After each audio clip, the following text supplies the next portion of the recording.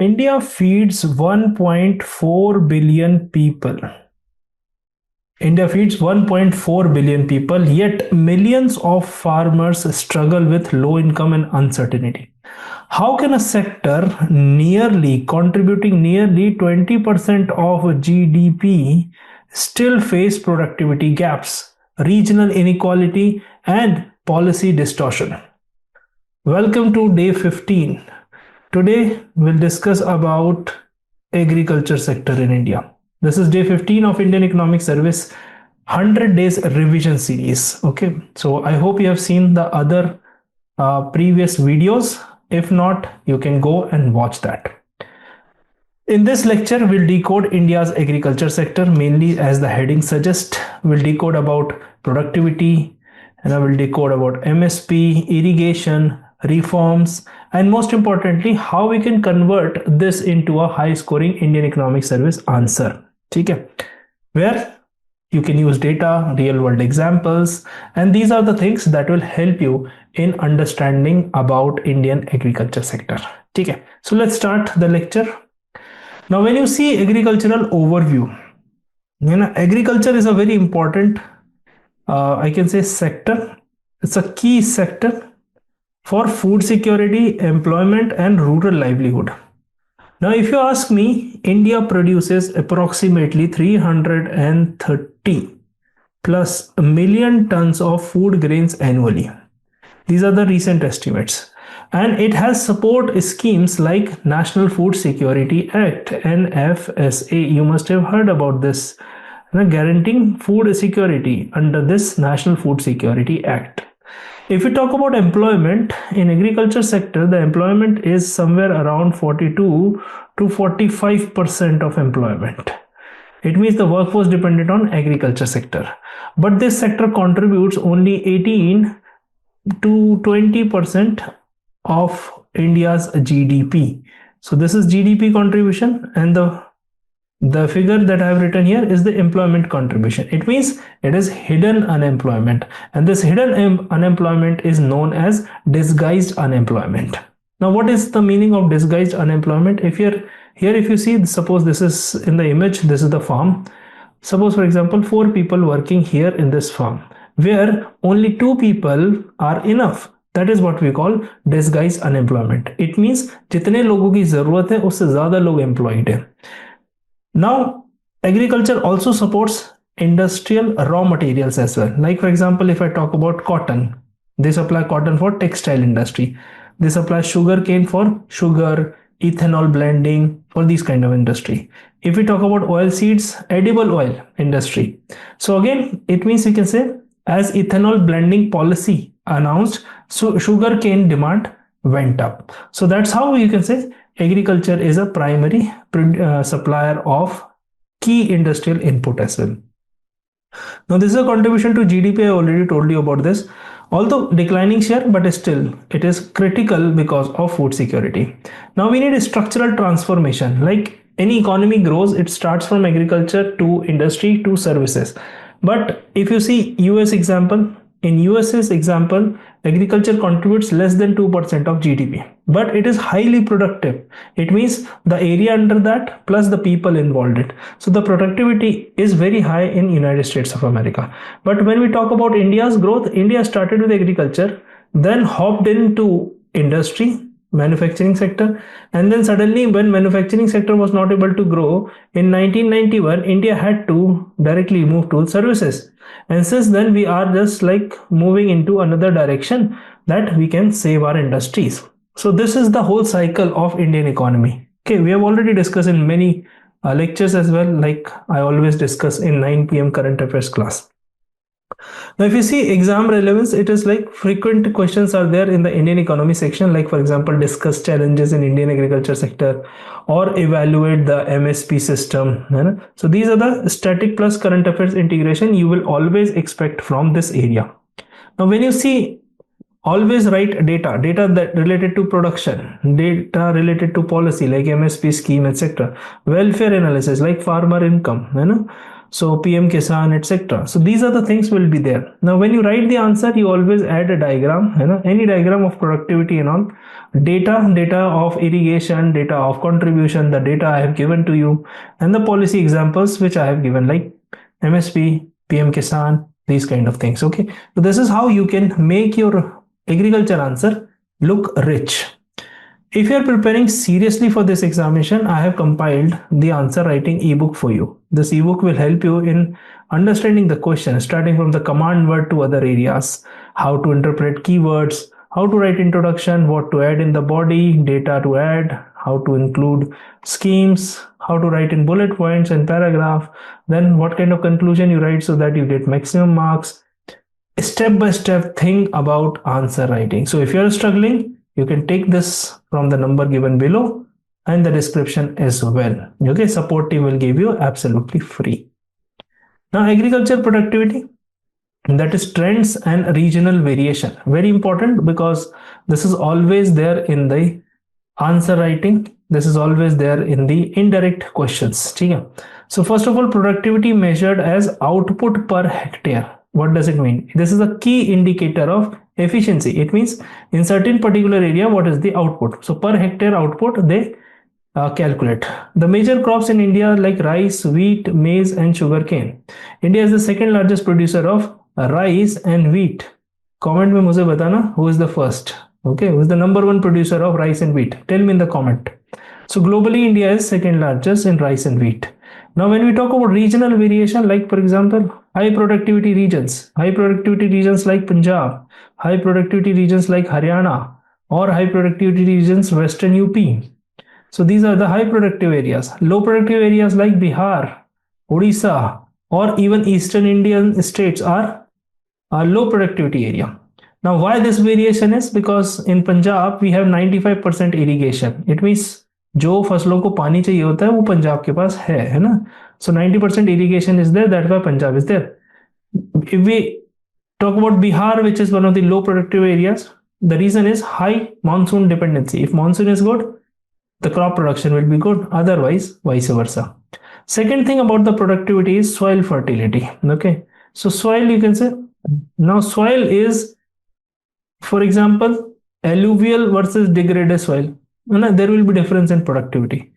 Then the third one is, we can say, technology. HYV seeds adoption. HYV seed adoption was there. So northwestern India, it means in these areas, productivity was high. The last point under productivity is infrastructure. Now under infrastructure, you can say storage must be there. Roads, mandis, so ENAM, APMC reforms, all these things will help in infrastructure development. Okay. Then it comes to, we can say, productivity variation. Before we move to productivity variation, we need to understand one thing. Okay. Here, Punjab, Haryana, these are the things. Odisha, Bihar, I already bata diya, soil fertility, all those things. But if you see India's green revolution example, that's what I was saying before moving forward. Green Revolution, Punjab and Haryana saw 3 to 4x productivity increase initially, although later on we realized the demerits of Green Revolution as well. Like for example, at that time wheat production was approximately 12 million tons. And now we can say it's 50 million tons. So just because of this Green Revolution from 12 to 50. And Punjab, Haryana also saw these increment, multifold increment. So if you see the countries like USA, countries like China, in USA there's high amount of mechanism. That's why high productivity is there. But in India, small land holdings cannot mechanize the farm easily. Same with China. China is always known for its intensive farming. It means intensive farming means irrigation. So irrigation is there, that will improve yield. So these are the things that makes them ahead of us. Now, when you see the examination, in the examination, you make table or bullet points and you can write certain likes like crop, region, and then yield. So this is how you can get extra marks, because when you show something visually, you generally get extra marks for that. Now, if you are preparing and you are not able to understand in which direction you are going, I would recommend to give us some time, 10 minutes, just give it to me. and I have compiled a free psychometric test for you. That is for Indian Economic Service aspirants, designed specifically for them. It will take hardly 10 minutes, 10 to 15 minutes of your time. All objective questions, 50 to 55 questions are there. And those 50 to 55 questions will give you a mirror image about your preparation, your strong areas, your weak areas, where exactly you need to work hard. If you fill all the questions with your 100% honesty, you will get a mirror image of your preparation. Whether you are starting it's day one or you are giving this year's attempt, this report will help you. Now this is 24/7. It means either you are listening in night, anywhere, you will receive this report on WhatsApp number directly. Okay, so this is the most important thing, and that report will be sent to you automatically. If you are not able to understand where to get this, please text on the number given below in the description, 7880107880. You can request the test. Okay, by requesting the test, we'll send you the link of the test. You give the test and the report will come directly to you. That report you discuss with me. If you wish to have a discussion on that, we are open for that. Okay, on the basis of that we will make your strategy, all absolutely free. ठीक है बेटा. Minimum support price subsidy. So MSP ensures price stability and income security for farmers. It means it is announced by, मुझे बताना इसका full form, CACP. You must have heard about CACP, है ना, Commission for Agriculture, Cost and Prices. Okay, very important body. This is announced by CACP and it ensures two things. It ensures price stability and it ensures income security. So price stability and income security, these are the two tasks of this, and we have already seen here price stability and income security. Okay, now crops covered under this is like rice, wheat, pulses, cotton, and other crops are also there, but majorly are these. So MSP is like minimum salary guarantee, for farmers. Like a minimum support price means minimum salary guarantee for the farmers. Now understand from this perspective, we give subsidy for fertilizer, electricity, irrigation, and we provide credit as well. Now these subsidies help, like fertilizer ki baat karo to 1.2 lakh crore is the amount of subsidy. What are the benefits of getting this subsidy? It means income stability is there for farmers, and so that encourages production, food security. So that will encourage like the consumption in the economy. So that's how farmers will get the livelihood. Okay. Now here there are limitations as well. Like if you see regional bias is there, Punjab, Haryana benefit more. Crop distortion ki baat karu to rice and wheat, like we are doing overproduction of rice and wheat, although consumption is there. But this subsidy can create fiscal deficit pressure as well, because government had to borrow money sometimes to give the subsidy. Environmental issue, because when you get something for free, you tend to overuse, electricity, fertilizer, so soil degradation is there. So when you write these kind of answer, you can make a diagram of market price versus MSP, or you can make a flow chart of government procurement. You can show like how purchase and buffer stock happens, and these buffer stocks are helping India at the time when the monsoon is not good. Like for example, Food Corporation of India, FCI. So FCI procure, that's a procurement system. So Food Corporation of India procure that and then distributed under PDS system. Okay. So all these things are always important. You explain purpose, coverage, benefits, and limitation. Now here, if you see irrigation and technology and their challenges. So these are the most important thing. Irrigation coverage is 50% of the gross cropped area. 50% of the coverage. It means not net, gross, total area. Okay, gross means if suppose for example I am doing more than 2 crop in a year, it will be counted as double. Okay. So here we can say irrigation coverage 50% area. Most important thing here is canals in Punjab and UP. And then so canals are there. Then we have tube wells are there. Then we have technology of micro irrigation, that is sprinkler and drip irrigation. You must have seen that in the image also. ये आपने देखा होगा garden में भी पानी वानी डालते हैं तो वो ऐसे घूमता रहता है. So this is how these things happen. Now, why this is important? Because it reduces monsoon dependency. First of all, because Indian agriculture is dependent on two things. One is input, है ना? अभी मैंने last day, I guess, on Tuesday, when I was discussing current affairs at 9 p.m. And I hope you are following that series.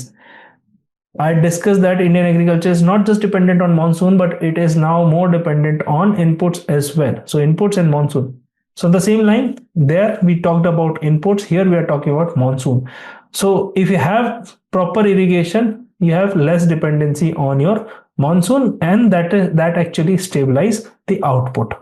Then we talk about technology adoption. In technology adoption, you can see HYV seeds, mechanization and precision farming is there. Precision farming means by using sensor, by using artificial intelligence. Mechanization means tractors, harvesters, and HYV seeds you already know. Now, if you see in India, the adoption is there. The adoption is not like that Indians are not doing that, but the adoption is uneven. Okay, so question can come on this particular area as well, that adoption is there about technology and irrigation, but it is uneven. Like Punjab is highly mechanized, but Bihar is low in mechanization. So challenges are certain. Here we see small and fragmented land holding, so generally 1 to 1.5 hectare of land is the average size. तो जब land इतना छोटा होगा तो mechanisation possible नहीं है, मतलब economies of scale is not possible. Economies of scale means benefit of large production. ठीक है. Then we have monsoon dependency. So 50% area is rain fed. It means whenever there is a drought, crop failure will be there, है ना. सूखा पड़ा तो crop failure हो ही जाएगा. Low mechanisation in eastern and central India because they lag behind in the first phase of green revolution. Then we have market access and storage problem. Now market access and storage issue comes from poor mandi access and price volatility. These are the two things. And storage, we can say post harvest losses. So generally post harvest losses are 5 to 10%, which are huge, which can be reduced. Okay, so you make in the examination, you talk about problem, you talk about impact, you talk about policy solution. Without policy solution, agriculture answer is incomplete. Okay, so that's how we'll move to the last slide. Reforms, government schemes and answer strategy. ठीक है, this is what we'll see. Number one is liberalize marketing. It means main task of the government is to reduce the middleman. If middleman has been reduced, then agricultural farmer will get that their fair share of income. So reducing middleman and improving farmer price realization. Then we have contract farming. Contract farming in simple sense we can say direct farmer company linkage, है ना. So company should be linked with direct farming community via like FPO, farmer producer organization and all. But directly if you do that, like for example PepsiCo and potato contract, this is the example. If you want to read, you can read more on that. Then we have crop diversification. Crop diversification, simple sense, move from rice and wheat to pulses and oil seeds. Okay, in India also oil seeds import is high, so if we diversify rice and wheat towards pulses and oil seeds, and that government can do, because if government incentivize these production, people will do that. Key schemes like प्रधानमंत्री किसान सम्मान निधि, इसमें क्या है 6,000 rupees per year is the income support. प्रधानमंत्री फसल बीमा योजना, it is for crop insurance in case of failure and all. If your crop fails, है ना, this is the insurance scheme. ENAM is electronic national agriculture market, है ना, ENAM. तो मतलब digital integration, like a farmer can sell all India, है ना. It's like Amazon and Flipkart, है ना. You are ordering from anywhere and you are getting goods from everywhere in the country. Okay, so it's kind of a marketplace. ठीक है. Now when you write the answer, this is a very important role. You always define role. It means you define GDP, you define employment, then you talk about productivity, like how regional variation is there, and how green revolution impacted. Then MSP and subsidies, and how MSPs and subsidies are helping farmer or distorting the market as well. You highlight irrigation and technology challenges. We had already discussed about irrigation, how much shortage it is, and technology, mechanization, challenges are land holdings and all. Discuss reforms and government schemes. So here you write the schemes. So these are the key schemes. You add those, and conclude with the policy implication, like Indian agriculture requires a balanced approach. What that balanced approach is like? Combining productivity enhancement, market reforms and welfare measures. Like our aim is to ensure sustainable and inclusive rural development. So that's how you, if you add this, you will get a lot of insight and advantage in the marks. So if you are preparing for IAS examination, don't just read agriculture like a normal subject. You learn how to write it like an examiner expects, you know. So you write like how examiner is expecting you to write. So from MSP to green revolution, you give examples, you make diagrams, you know. These are the exact framework that I have told you, and these frameworks that convert average answer into a top scoring copy. That's what we have seen in my test series as well. In the test series, I've seen how people transformed within 6-7 weeks by learning this framework. You know? So make sure you revise the topic with data, you know, with schemes, with diagram, because agriculture is one area where static plus current means guaranteed marks. So if you add static plus current affairs, you will get guaranteed marks. Okay, and those guaranteed marks will help you in getting into the top. So in the next lecture, we'll go more in deep about those topics, and we'll discuss about PYQs as well. If you are interested in the course or the test series, you can connect on the number given on the screen or any number on the description. We'll see you tomorrow with the next day of our 100 days revision series. Thank you and take care and all the best.